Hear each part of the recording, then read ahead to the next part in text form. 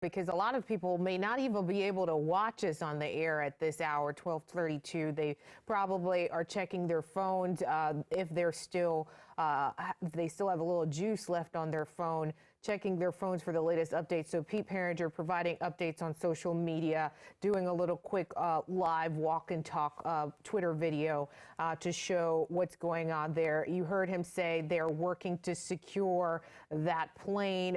Bonding is what we heard from Fire Chief Scott Goldstein earlier this evening, providing two updates, one at around 9 p.m. and another one at around 10 p.m., letting the public know that they are working to secure that plane so that it doesn't move, something similar to what would happen after a car accident. Then they're going to work to go inside and grab those individuals.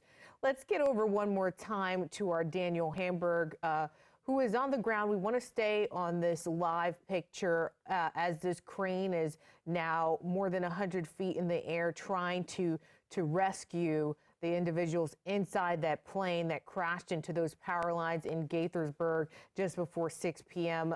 This afternoon. Well, Sunday afternoon now.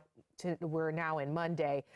Daniel, what are you seeing and hearing on the ground? Well, as we just said, it was hard to view from my vantage point here, but we can confirm that one person has been rescued from that plane. My colleague Max Marcilla, also on the ground on the other side of this rescue effort, says one person was put on a stretcher into an ambulance that he could see far off in the distance. So there were two people in that plane. So it appears to be they are trying to get that second person out of the plane. You see those two cranes up there. We were just told that the fire chief will be holding a press conference after the second person is out of this plane. This is just a remarkable scene. Those people have been in that plane for about 7 hours. So the fact that one of them has already been rescued is truly a miracle after this plane crashed into this tower. You can see at that upward angle right there. Annalisa.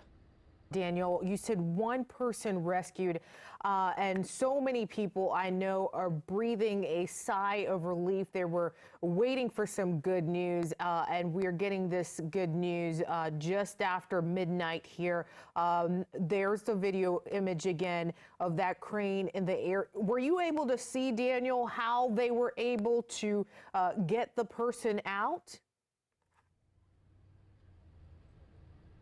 Honestly, I was not, Annalisa. You can see the fog is pretty thick here, and we're trying to look on these small screens.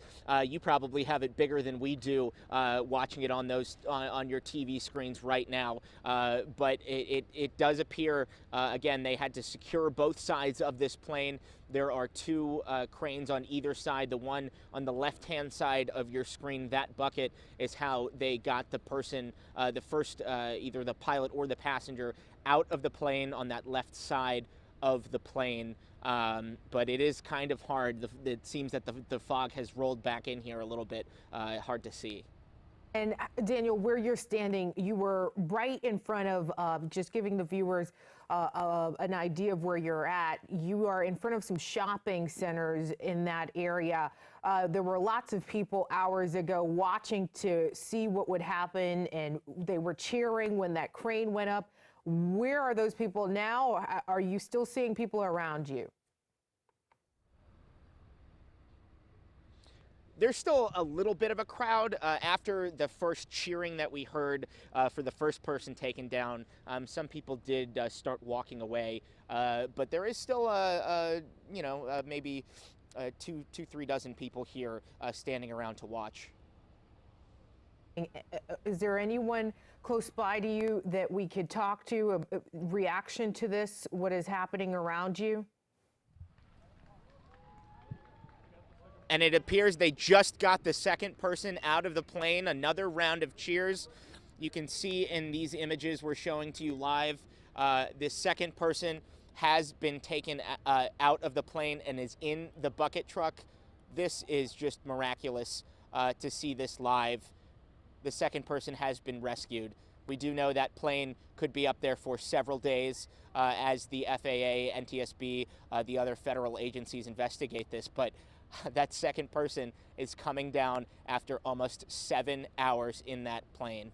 Oh my goodness. Oh my goodness. It's such a remarkable accomplishment for the Montgomery County Fire and Rescue Team, as well as other emergency responders from the DMV who showed up to assist here today following that small plane crash just before 6 p.m. with two individuals inside, both identified in their 60s, one from D.C., one from Louisiana, the pilot being from D.C.